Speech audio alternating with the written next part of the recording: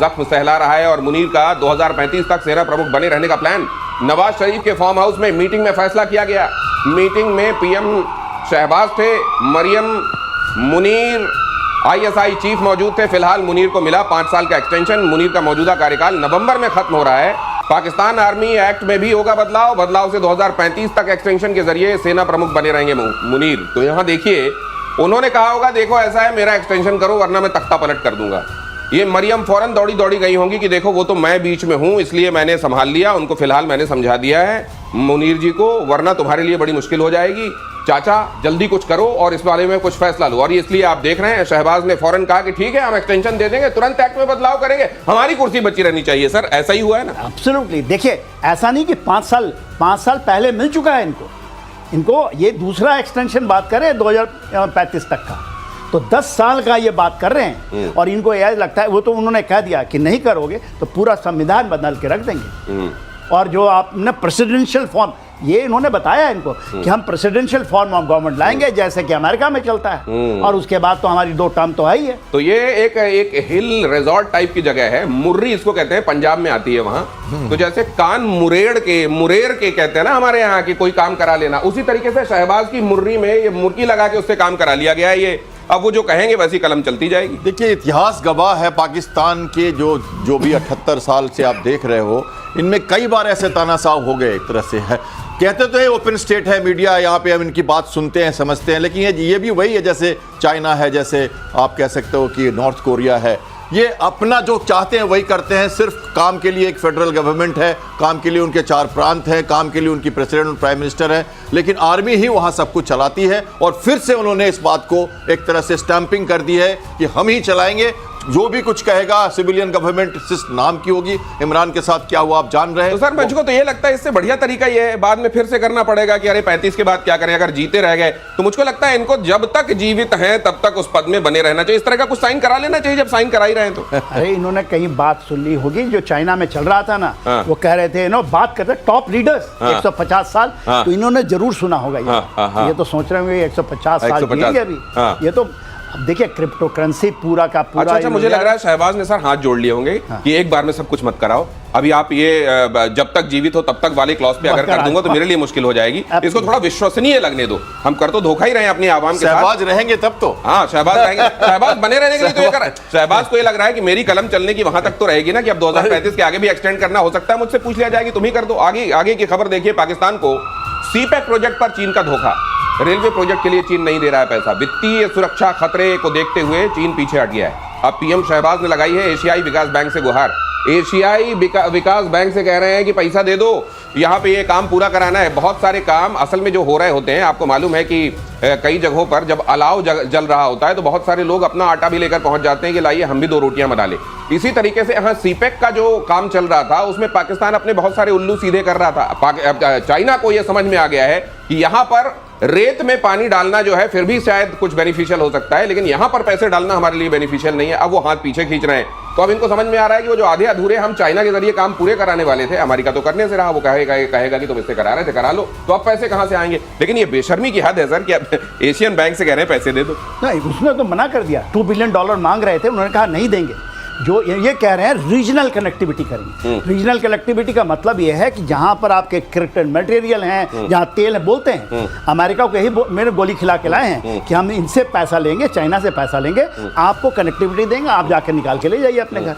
बात देखिए, बात क्या है, जो सीपैक का 2 है ना 2.0 जो आया है, उसमें 600 मिलियन पैसे मांग रहे हैं, गिड़गिड़ा रहे हैं।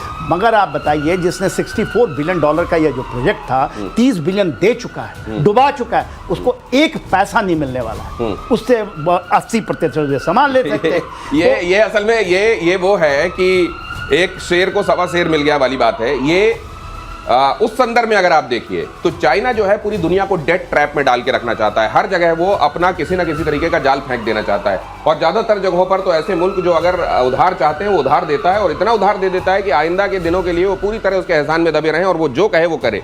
लेकिन उसको मालूम नहीं था कि पाकिस्तान से वास्ता पड़ जाएगा, और पाकिस्तान डेट लेके खा जाने में, हजम करके डकार भी नहीं लेने में माहिर है, और अब और पैसे मांग रहा है। देखिए, ये बेल्ट रोड इनिशिएटिव के तहत चाइना यहाँ पे आया तो था, सिनजियांग से लेके वो पोर्ट भी बना रहा है ग्वादार तक, लेकिन ये जो अभी जो हम बात कर रहे हैं ना सीपेक 2 की, और इसमें जो एडीबी की बात आई है, ये कराची से वो चाहते हैं पेशावर तक 1700 किलोमीटर का रोड बनाना। वो जो रोड है उसमें एडीबी से उन्होंने मांगा है करीब करीब $2 अरब। शायद वो अभी देंगे नहीं देंगे ये भी मुश्किल है, और अभी 6 से ज़्यादा अरब की डॉलर की इसकी ज़रूरत है। और वो अभी क्योंकि उनको चाहिए अपने रीजनल विस्तार की बात कर रहे हैं वो, जहाँ पर वो चाहते हैं कि अपनी पकड़ कर लें। बल्कि चाइना को लगता है कि इससे मुझे क्या मिलेगा, मेरी जो स्ट्रैटेजिक रीज है जहाँ मैं अफगानिस्तान तक जाता हूँ, जहाँ मैं उसको चाहता हूँ कि अमेरिका को भी वहाँ फंसने का मौका न मिले, उन सारे चीज़ों में या अपने लोगों के लिए जो उसका जो डर है कि उनके इंजीनियर मारे जाएंगे, इन सबों में उसको कुछ भरोसा नहीं है, इसलिए उसने मना कर दिया है। और भारत को भी आपत्ति है क्योंकि ये हमारे जो पीओके से गुजरता है ये रास्ता, और ये हमारे लिए खतरनाक है। तो लेसन फॉर नेशंस भी है कि हमें इस पर पैनी नजर। तो ये क्या होगा सर, ये काम स्टॉल्ड रहेंगे जैसे स्टॉल्ड हैं, या चाइना आखिरकार नाना करते प्यार तुम्ही से कर बैठे की तर्ज में पैसे दे बैठेगा, या फिर एशियन बैंक से इनको पैसे मिल जाएंगे, क्या होगा? देखिए 1-2 बार तो मिल जाएगी। हाँ, किससे?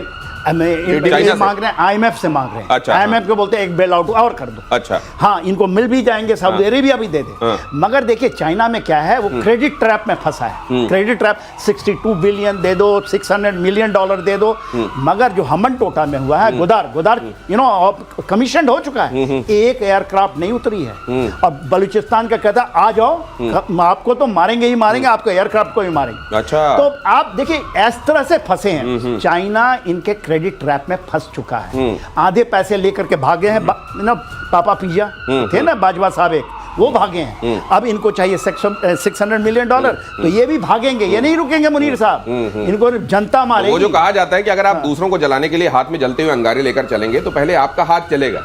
और ये डेट ट्रैप में डालने वाला जो चाइना है, ये खुद अब क्रेडिट ट्रैप में फंस गया है। इतना ज्यादा उधार दे दिया, वो वसूले कैसे, और वहां पर उन रिसोर्सेज का इस्तेमाल करें तो करें कैसे, जहां हमने अगर किसी तरह से कोई स्ट्रक्चर बना दिया, जैसे ग्वादर पोर्ट, वहां बलूच कहते हैं आओ तुम्हारा स्वागत है, देखते हैं। और किम जोंग के चीन दौरे का एक वीडियो जिसकी पूरी दुनिया में चर्चा है। पुतिन के साथ बैठक के बाद किम जोंग की कुर्सी की सफाई हुई। किम के बॉडीगार्ड्स ने कुर्सी को साफ किया, कुर्सी टेबल पर चिपके किम के डीएनए को हटाने की कोशिश की।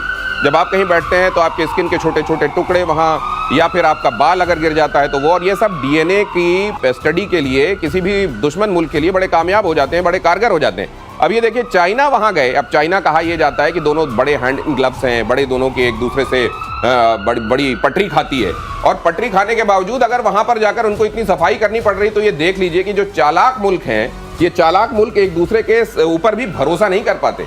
ये पूरी चालाकी ही चारों तरफ चल रही होती है, और यहाँ पर इसीलिए उनके बाल, स्किन के टुकड़े कहीं कुछ रह ना गए हों, इसलिए जहाँ बैठते उठते थे, जहाँ वो होटल में, वो सब जगह पर साफ सफाई की गई है। लेकिन सर मुझे ये लगता है जैसे अलास्का जब गए थे पुतिन, तो वो एक ब्रीफ केस, वो कहते हैं कि पूप ब्रीफ, जिसमें उनके एक्सक्रीशन को संभाला गया था ताकि उससे डीएनए या कोई कमजोरी बीमारी के बारे में पता ना चले।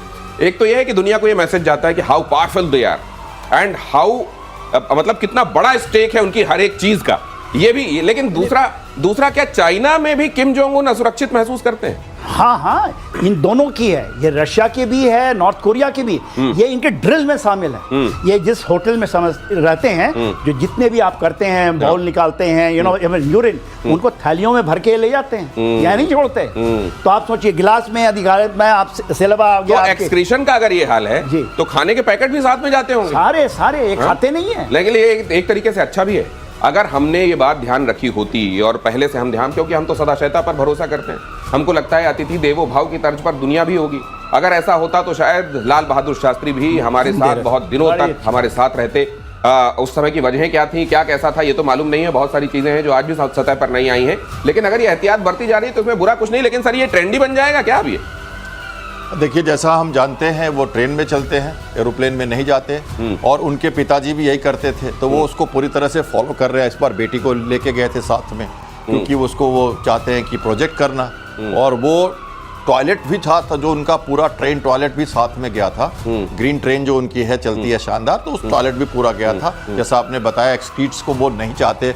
जापान की इंटेलिजेंस एजेंसी ने बड़ी अच्छी तरह से उसको फॉलो किया है, और ये बताया है कि वो जैसे जब जाते लेकिन जिस तरह की दुनिया की तरफ हम इन्वाइट कर रहे हैं सर, जिस तरह के द डेज अहेड जो मुझको दिखाई देता है कि कुछ दिनों में वो ऑक्सीजन सिलेंडर में भी जाया करेंगे, सांस भी नहीं लिया करेंगे, यहाँ मास्क भी पहने रहा करेंगे कि न जाने वहां किस तरह का एप्रीहेंशन, तो कहीं से भी कोई वायरस छोड़ा जा सकता है, कुछ किया जा सकता है। तो किस तरीके की दुनिया की जहां आपके सांस पर पहरे लगे, आपको अपना एक्सक्रीशन खुद समेट कर ले जाना पड़े, किस तरह की दुनिया बनाने की तरफ ये बड़े देश जा रहे हैं, बड़े लीडर्स जा रहे हैं, ये भी एक सवाल है। लेकिन अगली खबर यह है कि